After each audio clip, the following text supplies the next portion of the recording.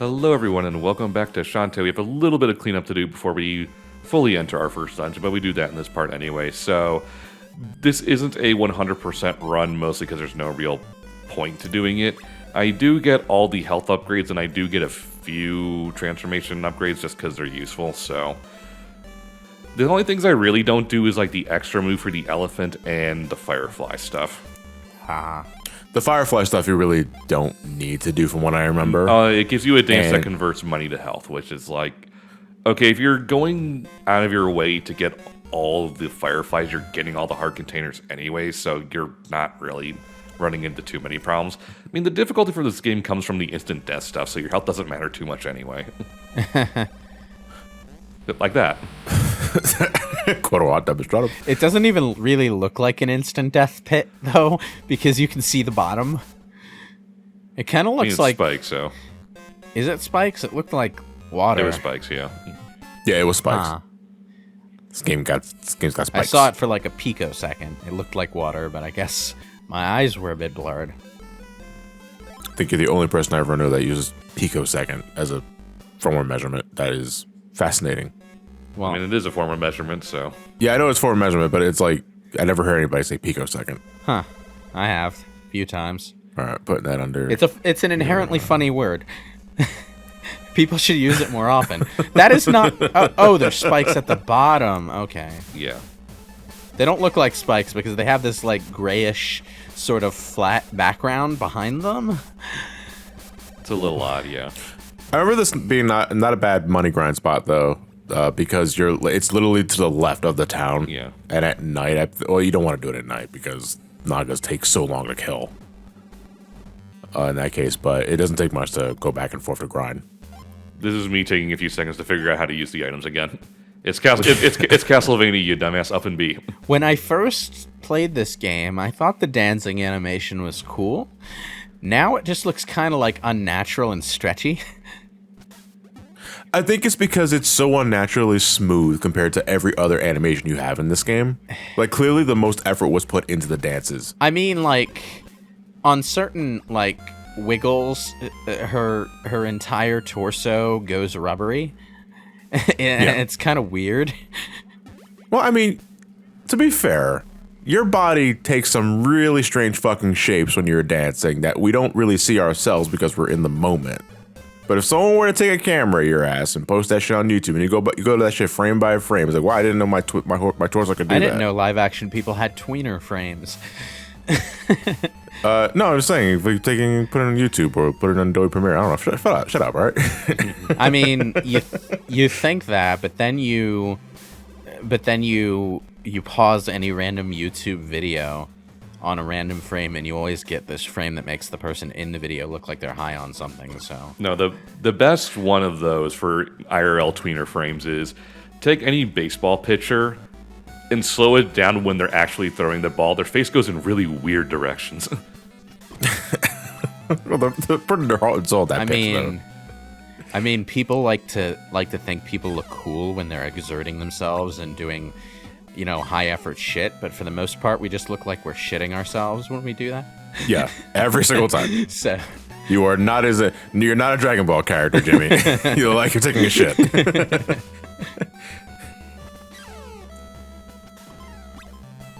Oh, another thing I don't get all of is the transport squids. So this game, thankfully, is merciful and gives you more squids than you need in this game. Right, I forgot the warp squids were even a thing in this game. They were also thinking of Rescue's Revenge too. That was a holdover from this game. Yeah, so there are 5 squids in each dungeon, one of which you will not be able to get to your first time because they require backtracks with different transformation stuff. So that's the way of the game giving you, hey, if you can't figure out where like a hidden one is, there is one you can just come back and get if you want to later. Oh, that's a pretty cool effect. The sort of almost parallax scrolling in the background. There's a layer of shadow behind every pillar that is part of the front layer. So the shadow scrolls across, and it kind of looks like the shadow is moving based on where you're looking at the background from. which is Again, this is a very pretty Game Boy game. well, it's pretty. It's also nonsensical as hell because, you know, the shadow wouldn't move with your perspective. It's not a reflection. It's a shadow. It's so weird seeing these guys like the same height as Shantae. I'm so used to them being like twice as high, but they're also still just as fucking annoying. It's just, you know, that effect. I like it for the effort that they put in. And I like it for the visual trickery involved in making it happen. But I also can't figure out why they did it. Probably just the flex. Yeah, they're bending the laws of light to make their 8-bit game look better. Yeah. Why not? I mean, I would. That is a flex. No one's buying the game anyway. Yeah, and that's why it's one of the most expensive Game Boy games. I was gonna ask though, how are you playing this? The Switch version. The Switch version. Okay, I thought I saw like a plus icon somewhere. Yeah, in there it's a earlier, and I Switch. wasn't It's sure. a Switch version. Right. Does this version like give you save states or anything like that? I don't think so. It does give you both regular and Game Boy Advance enhanced versions. So. Oh, okay, cool. So it just gives you one of the most fucking broken transformations in the series, Yeah. like from the get-go. Well, you got to go for it. It's at the first end off, of the you game, so it's not that big of a deal. You get it like before the 4th dungeon, maybe the 3rd dungeon, if you know where to look. But yeah, you get the Tinkerbat transformation if you hooked up the game to the Game Boy Advance, and it was 3 animal transformations in one. It was the spider, it was the elephant, and it was the monkey. Yeah. So like the only thing it didn't have was the Harpy's flight. But damn, like 3 in 1. Holy shit! Like it clearly, there's no reason to use the other dances at this point, unless you really like the secondary abilities of the animals. If you went after, If you're them. playing this on Game Boy Advance, the box art changes to a Tinkerbat, and it's just called Tinkerbat. Yeah. One of the things about Shantae's sprite that I don't entirely get is that white pixel on her cheek. What is that supposed to be? I have no idea. I think it's supposed to be. You remember talking about like how the characters were, like, the emphasis on their shininess ramped up with Pirate's Curse. Maybe it started here. Maybe it's supposed to be like a shiny mark. Or I also figured it was either a bug or some kind of way to try to give her some kind of facial definition. It looks like she might be trying to grin, but there's no pixel between to show like the mouth connecting to itself. I'm not sure. It's weird. I don't recall if that pixel was there in the original, because when I was playing this game originally, I was playing emulated version of the original Game Boy Color release, and I don't recall if that pixel was there. Now I can easily learn this by looking up the original BrainScratch commentary, but I am too lazy. I mean, part of it might just be because those 2 pixels look different on an actual screen. Because obviously we wouldn't have been looking at the game in this like sharp pixel definition originally. The other thing is I think it might just be a bug, considering it's the same blue as her eye and earrings. So I think it may just be a bug. Maybe. Okay, fine. I'm gonna look at this commentary. God damn it. Let me see. BSC Shantae. I'm gonna type in Shantae 1. Hopefully that gives us. Okay, yeah. It does. Or maybe Yay. Shantae was the first ever protagonist in a video game with a cheek piercing. Okay, yeah, it is there. What is there? It is just part of the game's design. Okay, then. Yeah, it's. We have our answer. I think it's just there to try and give Shantae some facial definition. Oh, that is not part of her mouth, because when she opens her mouth during her damage It's not animation, there, it's yeah. not there. Yeah, it's her cheek. Like I think it's just supposed to be like a little shiny speck on her cheek. Huh. It's really weird though because, you know, it kind of just does take up about 1/16 of her face. I'm not sure what it's trying to accomplish. Okay. Yeah, Ryan, why aren't you recording Splatoon 2? We already recorded Splatoon 2. Ted did it. Did we? I Yeah. don't know. I lose track of what we haven't done on this channel. Also, I'm not the Splatoon guy on this channel. Also, didn't we already do Shantae? Yes. but also 20th anniversary, so. yeah, that's kind of the other reason why we're doing this again. Also, the original version of our playthrough is what, like 480 at best? You give me too much credit. No, yeah, it is 480. It's 480. Yeah. Yeah, so. And that commentary was it's really weird. That commentary was in July of 2014. Huh. It's Yeah. still 8 years ago. That's 8 years ago. No, I'm more flabbergasted about the month. You know, we were recording this on the same month that we uploaded that commentary on the channel. That was 8 years ago. Holy shit. I keep forgetting that Shantae has touch damage. Yeah. One thing that's just touch damage is one thing I just don't like in most games. I keep forgetting that touch damage is a staple element of Metroidvanias in general. The number of times that I've seen Alucard dissolve into a mass of bloody nothingness because I tapped an enemy by mistake before I could stop. I mean, have you ever stubbed your toe? I'd be the same way. I mean, in some context, sure, like, oh, it's, you know, a acid blob monster, so you don't want to touch it because that'll damage you, sure. If I lightly bump into just the skeleton that's standing there, that's not going to hurt me. If it's evil. So what, if I bump into you, John, I'll just explode? Fuck you for assuming that I am evil.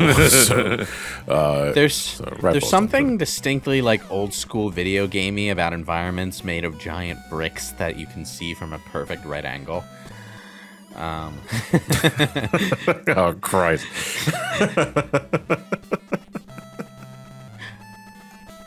Now, I do have to admire, like, all the goddamn personality that goes into Shantae's animations here. She's, like, characterized, like, very specifically as being playful, you know?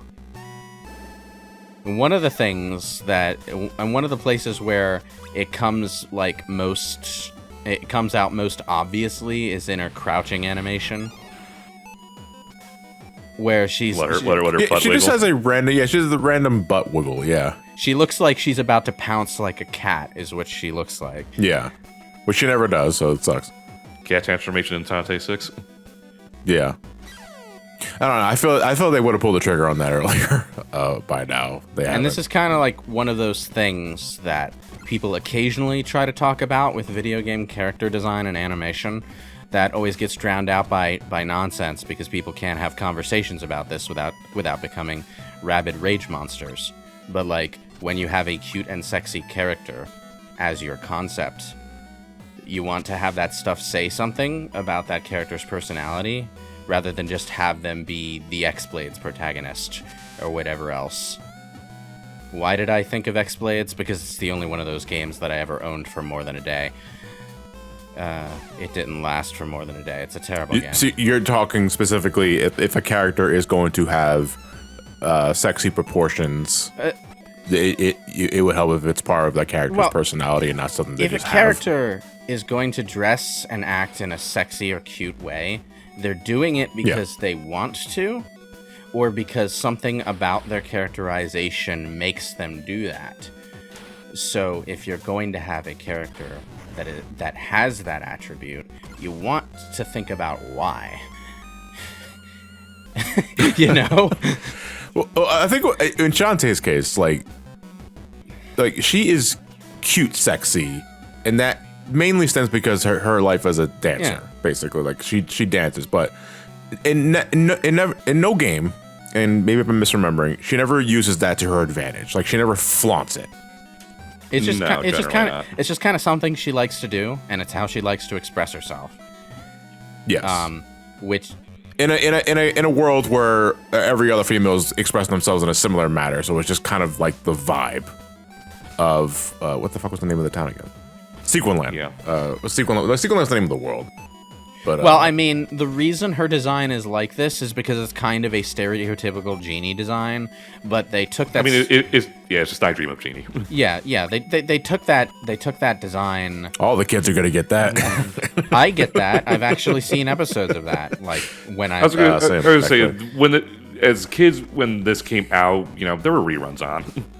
It was one of those shows that I only ever saw at my grandparents' house, though. So it's old. But you saw it. Yeah, I saw it. I knew that it existed, yeah.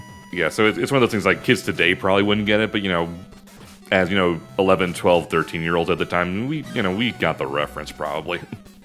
Sometimes I have to remind myself that, John, you're 35. I keep forgetting. Is that one of those shows from that era where, like, even married couples weren't allowed to be shown sleeping in the same bed on television? Close to it, at the very least. Yeah. Like, that was such a weird censorship wiggle of the time, because, like, it didn't just go to the point of they can't be shown sleeping in the same bed. It got to the point where if you showed their bedroom, they had to have, like, separate twin beds. And it was such a weird thing. People don't have sex, Jimmy. Then how was I born? It's like, okay, but why are they sleeping in the same room then? Well, I mean, because Dad really wants an office space. But, like, okay, they took that stereotypical design and they weaved it into her personality, and they did that by expressing her personality through her animations, and that's all very good, deliberately thought out characterization. It's like the way Sonic taps his foot at you when you take too long to do something in this game that's supposed to be fast. But, like, this is one of the, like, very few older characters that I can think of that does this sort of thing. That isn't an animal mascot platformer. And, like, you know, I enjoy that. It's really weird that this game and Seven Sirens are like the only games that deal with genies in some form or capacity. It is kind of, yeah. I mean, they had this arc going on with Pirate's Curse that I really liked, but well, I mean, Half Genie Hero, like, involved you getting what the hell was the point of the dynamo in that game? It's been so long. Half Genie Hero. I think it was just risky being bad because he's risky. Right, you're right. Yeah, because it was a downgrade from Pirate's Curse. Like, they just sort of vanillafied her again after that game, which I didn't like. I think like they kind of like, okay, a lot of people do like the Pirate's Curse moveset, which is why they brought Risky back with it, but there are also a lot of Shantae fans who see the dancing and shapeshifting as, you know, important parts of the character and what makes her unique. So taking that away wasn't a super popular move with people. And they kind of overcorrected by bringing it back a little too fast. But, like... Well, that's why I like Seven Sirens so much. The like, mechanically. The animal transformations are functionally items, like in Pirate's Curse, so... I didn't... Because I agree, like, aesthetically, Shantae needs animal transformations and dancing. That is just part of her core design as a character.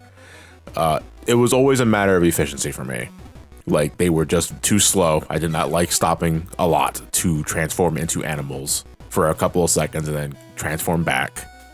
You know, the pirate equipment was very mundane, comparatively speaking. I mean, as mundane as using a as mundane as using a as mundane as a quadruple jump cannonball, a ginormous pirate hat for gliding. Yeah, very mundane, so boring. That was so yesteryear, but they worked very snappy, and it was really fun to use. And Seven Sirens, for the problems I have with that game, I thought I got that element right, where it was like, make them as snappy as the pirate equipment, but keep them fantastical.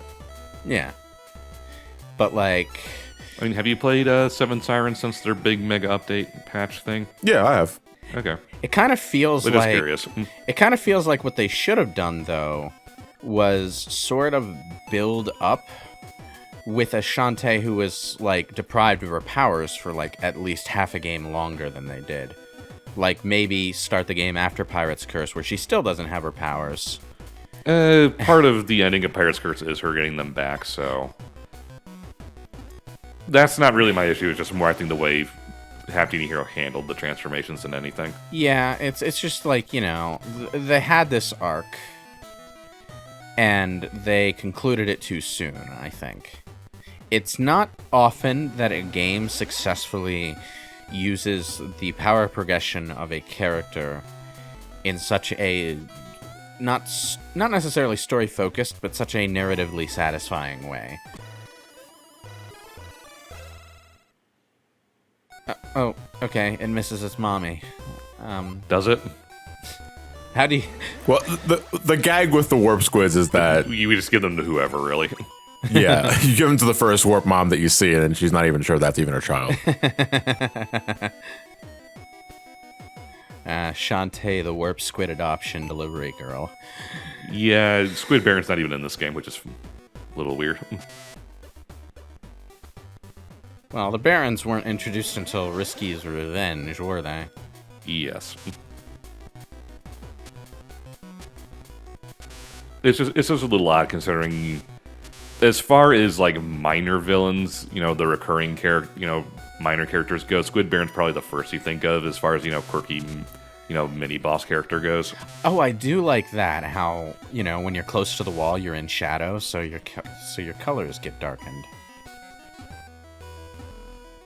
I don't remember if that was a gameplay mechanic for this game for any other dungeon. Like you had to deliberately hide in the shadows. Third dungeon, I think. Right, yeah, like you're avoiding something that will like damage you if you're not in the shadows. Yeah, so they do use it in this game. Right. I think trying to set up earlier. I think there's a way to get up there earlier if you're super precise, but I'm not going to bother. I think you have to wait until you get the spider transformation. Harpy, I think. Was it Harpy? Okay, no, I wasn't sure if that thing in the background was something you can scale. Point is, come back later. Yeah. I am going to say that I'm not super fond of the backtracking with new powers for completionist stuff in a game that's structured like this. Well, as said, you don't need to get every warp squid because they give you more than you need to go to every town. It's just a matter of... Yeah, I know. I think Lewis is more talking about like how arbitrary it feels for 100% purposes. I think it's like they put something there that you can't get on your first pass through, so the design is obvious. They intend you to come back later. But the thing is, this is not a Metroidvania in the way Super Metroid is, where the environments are, fairly close together and loop into each other. This is a Metroidvania more in the style of Zelda 2, where all the dungeons are separate and on different sides of an overworld. So the backtracking is a bit more of an ask. I mean, that's what the warp squids are for, but... I asked, like, if you're going to make me backtrack for something later on, please make it worth it and not just a completionist statistic. Like, that is my least favorite thing. Well, I'd have to look it up because I'm not even sure if they'd even count the warp squids for 100% for like speed runs or something. I would think they would include it because it is a collectible. But it also give you more than you ever need. I mean, I don't think that's relevant. I think it's just something to collect. I keep forgetting how old systems had to do flickering instead of transparencies. Jeez. Yeah. I wonder how many old school... It's my melting ice cube, you can't have it. I wonder how many old school Shantae Let's Plays had versions of that fight where you just could not see the enemy in the recording because of the 30 frames per second. Given that... Okay, well... To our Let's Play. Let's see.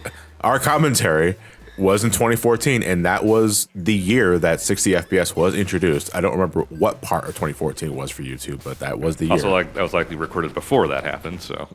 Let's see. I'm going to hit the play button. Yep, ours is at 30 FPS. Yay. Wonderful. So I'm going to go... Yep, Shantae just fucking vanishes when I use the visit cream. Oh, boy. It's fascinating. Very fascinating. So yeah, the first boss is kind of basic. You just whack him in the eye and that's it. I'm not sure how I feel about a game with a sexy lady protagonist. First boss is a one-eyed monster. Huh.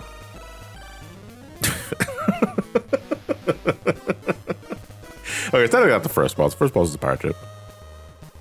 True. It wasn't quite Poop Toot yet. No, not... Yeah, that's right. Was that a Pirate's Curse? I think or was that Half Genie Hero? Pirate's Curse or... I think it was Half Genie No, I think it might have been Half Genie Hero. Yeah, because I remember the graphics being better than very pixel. You say, yeah, I was going to say better. And this is like the oldest trick in the retro graphics design playbook where you have a vaguely spherical object and you have other sprites rotating around it to give you the illusion that it is rotating, but it's actually just a static spherical object that doesn't turn at all. Or even animate.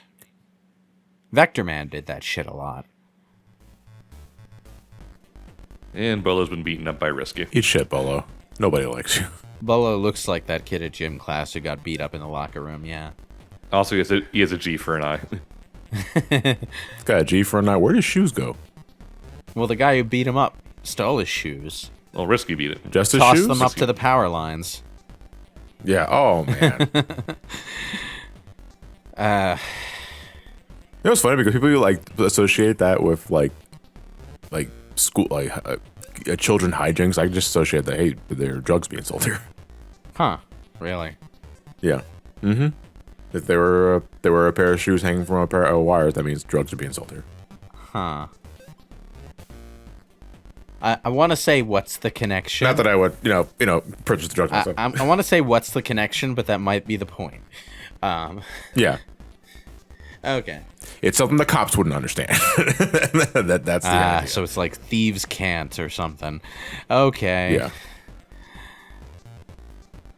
I like how Bolo's eyes are like the same yellow as his headband. For some reason. Very Klonoa eyes. Yeah. Shantae is the only one that has like the most enriching color palette. Everybody else gets 3. Yeah, basically. Everyone else kind of has to use the limited color palette of the rest of the game at any given time. So, like, part of that palette will be taken up by Bolo's colors in any scene where he's supposed to appear. But Shantae's color palette is a constant throughout the game.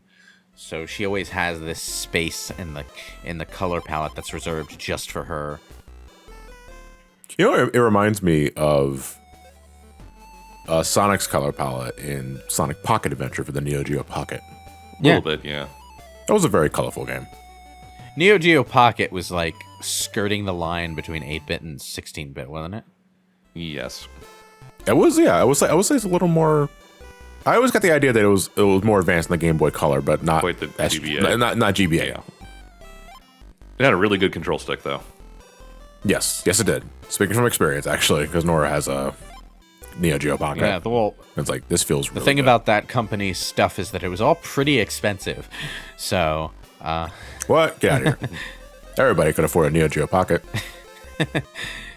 well, I mean, SNK is known for arcade stuff, so they tend to use like the kind of expensive parts that you expect of arcade quality hardware. Look, there's a reason that arcade sticks for consoles are so goddamn pricey. They're like, the construction quality is a lot better than your standard gamepads. So These days, it's hard to tell. well, I mean, there are cheaper versions of arcade sticks, but like the people who want arcade sticks hardly ever buy those. So, I mean, people want that satisfying clickiness in their arcade sticks. I don't know why, but they do. That means it's working. So you're saying the GameCube is the best arcade stick ever? I think Louis, I think it's the same argument you can make for why some prefer mechanical keyboards over tactile. You know what I mean? Maybe. You know, some people really like the click because it is feedback. I suppose, but it's also feedback that's like interrupting my perception of the game audio. I kind of just want to hear the game, to be honest.